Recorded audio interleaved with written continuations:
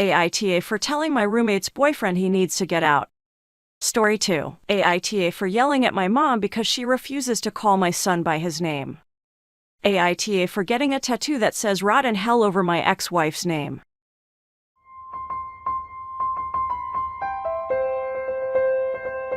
AITA for telling my roommate's boyfriend he needs to get out.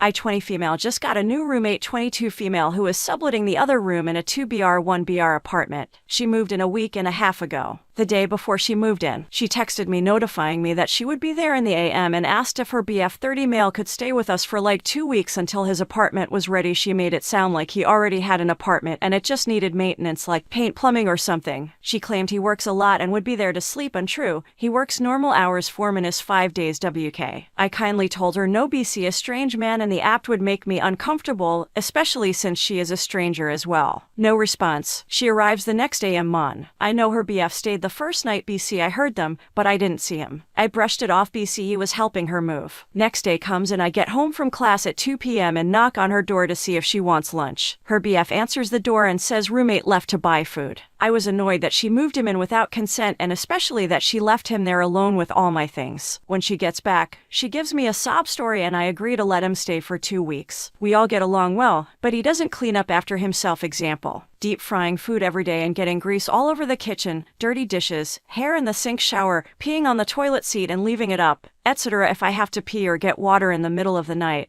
I feel the need to get dressed. It's just all around annoying. The 2-week mark is coming up soon, so I asked her when his app would be ready last night. She directed me to ask him. BF says a few weeks because he has not signed a lease or given them any money, only been approved for an app. I said next Monday, 4 days away, would be 2 weeks, so he needs to get it figured out by then. She goes to her room slightly irritated and I did not see her again until today. This morning she told me she thought I was rude for how I talked to her BF and she would never treat one of my guests that way. I apologized, but I don't think I was rude, only stern. I said if he was staying longer than the 2 weeks he needs to pay rent. She said he's not paying rent because he's staying with her and already helped pay her half for the month. I made it clear I want him gone by Monday. If he is still here, I will inform the leasing office of an overnight guest who has overstayed their welcome. AITA. Top 5 comments.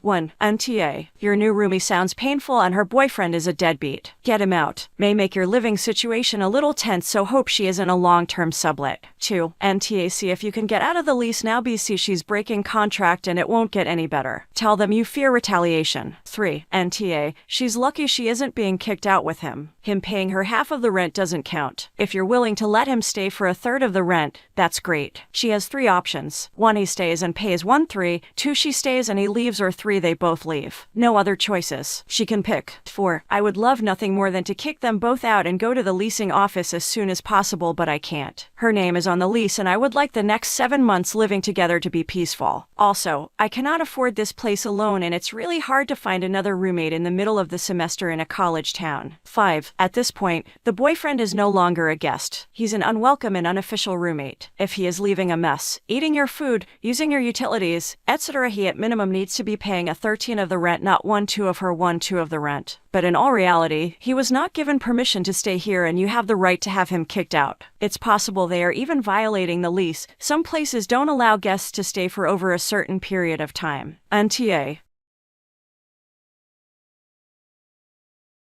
Story 2. AITA for yelling at my mom because she refuses to call my son by his name.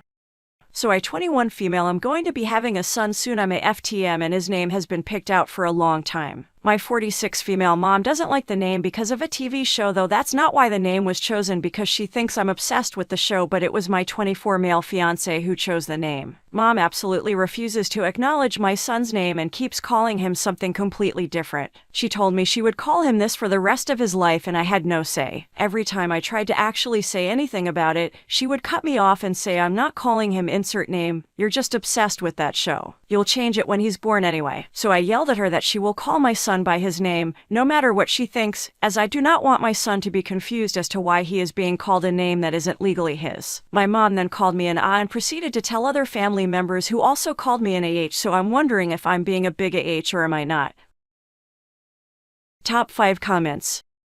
1. NTA. But cool down and stop yelling. Simply tell her she won't get to see your son until she agrees to call him by his actual name. Refuse to further discuss it, then enforce it. 2. My mother-in-law called my first kid by their middle name BC. The first name was American and middle was from her country. She got 2 warnings and then a timeout for 2 weeks. If she does it again, she gets 2 months. Your child has a name. If she can't use it, then she doesn't need to be in his life. Also tell us the name. 3. NTA. Samuel. It's like a normal name. Also, she could call him Sam, Sammy, etc. Is the TV show Supernatural? Tony is not nice. Tell her she is obsessed with The Sopranos or that your son is not going to be in the Italian Mafia 0. 4. She can call him by his name or she cannot talk to him at all. Those are her actual choices. Grandma doesn't actually have the right to see her grandkid. NTA. 5. Info. What is the name? NTA, but I'm curious what the name is. Is it some horrifically awful please bully me right the now kind of name? I'm assuming it's not, hence the NTA. Your mom's issue about not liking it because it's the same as a character on a TV show seems highly childish.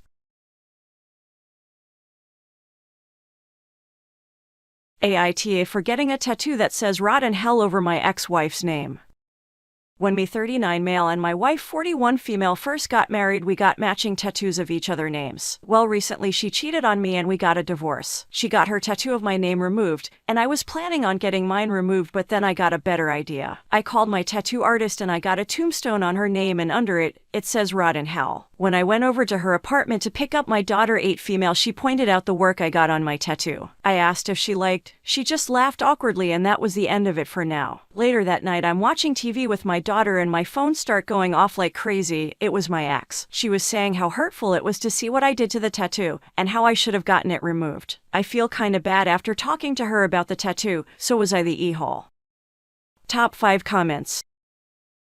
1. YTA. Not for the ex-wife but for doing that to your kid. As someone whose parents divorced, let me assure you that this kind of shittiness hurts your kid 1,000 times more than it hurts your ex. If you didn't have a kid, it'd be not the in my book. 2. YTA. She sucked as a wife, but your daughter can't choose her mom. Every time your daughter sees the tattoo, she will feel terrible. Also YTA for making sure your daughter never has a cool stepmom because you're waving your red flag. 3. YTA. You got a "Rot in hell" tattoo of your daughter's mother in a visible place that your child can see. Even if you hate your ex, try to be polite and act like an adult around your child. That includes tattoos that imply you'd like her mom to die and rot in hell. 4. YTA. You're bitter about the cheating. That's fine, but that is still your daughter's mother, and you're openly saying you wish the mother of your kid was dead and burning in hell. No child wants to think of their parent as dead or suffering. This isn't about your wife. This is about having your daughter see such an ugly tattoo about someone she loves. Don't start petty fights, otherwise the person who will end up losing is your kid. 5. YTA, and a very immature one at that. I got a divorce tattoo. Nothing so dramatic, and we never had tattoos of each other's names or anything, but I regret it now. Why? Because I'm no longer so bitter, and seeing it is a reminder of that angry phase I went through, which I would rather forget.